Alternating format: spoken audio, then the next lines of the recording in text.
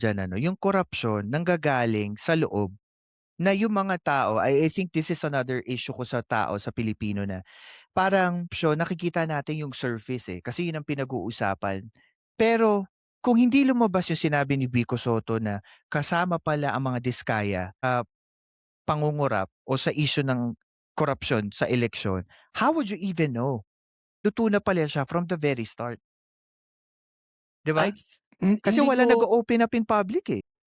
ako pero I believe hindi ko maalala, Hmm, kung sinabi ba 'yan ni Vico Soto prior election or before election or after election, I mean.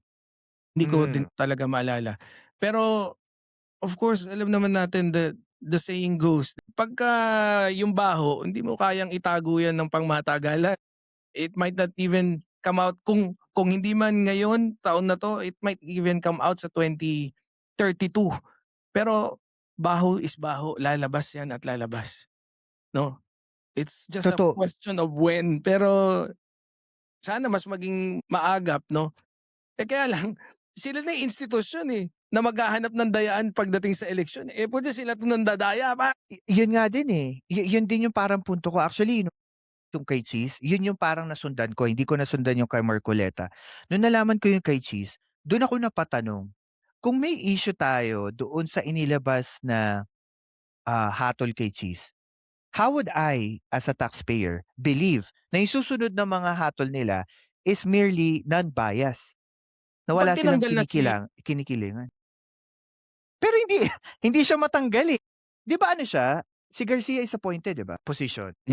yung alin, yung alin? Actually madaming anggulo 'yan, eh.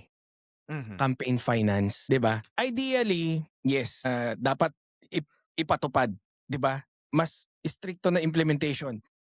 Pero yung, perception minsan talaga selective, eh. Mm. Enforcement, inconsistency, yung, 'di ba, 'yan yung nagfu-fuel ng distrust, eh. Hindi lang sa mga ano, pati sa mga politicians. Ang batas kapag hindi pantay ang implementasyon, medyo ano, eh, 'di ba? Tama yung finance law or yang campaign, kagaya niyan, I think maraming sumosobra. 'Di ba parang ni-red flag din si Imee Marcos nung una? Hindi ko alam kung sobra na yung campaign funds nila. Ano ba yung tool for them to be able to check kung tama na ba? Eh, kung I think nung one one tool last is time SOSE. hindi kunyari si Imee Marcos, even prior bago mag-eleksyon, nakagastos na yata ng 1 bilyon, parang gano'n yung sa Grabe. balita. Wala pang eleksyon. 'Di ba siyempre may particular limit lang, eh. And then kutya ongoing pa so sobra-sobra. Eh, tapos I think even si Villar, yung babae na senador ngayon, maraming sumosobra. Yun yung paniniwala ko.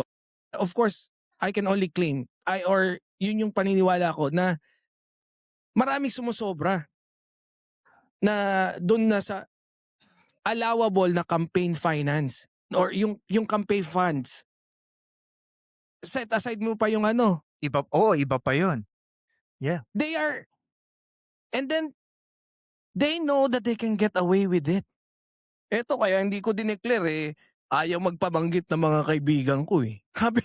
Sabi ko, "Putya, isang official document, live on public television sinabi mo na ayaw ipadeklara ng ano mo?" Sabi ko, ano nangyari sa Pilipinas nung nakalusot si Marcoleta? At Tapos si isa Chis pa, Escudero gano'n din. yeah, and yung sundan ko kay Marcoleta, after pa nun, marami pang vlogger ang sumasang-ayon sa sinabi niya. Kasi parang naratibo ng ibang vlogger, eh, siyempre opinyon niya, siyempre discretion niya yun kung kaya niyang isapubliko o hindi. Ba't Wala kailangan siyang nating discretion, usigin? Hindi obliged ko talaga siya. Obliged siya na na mag-declare ng tama. Ayun, ang tanong nga lang dun, tama ba yung declaration niya? Oh, eh, kung yun may nga. mali, bakit siya nakawala?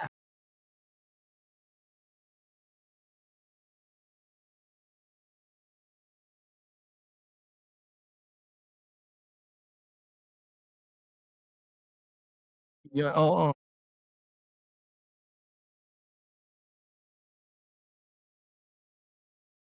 correct.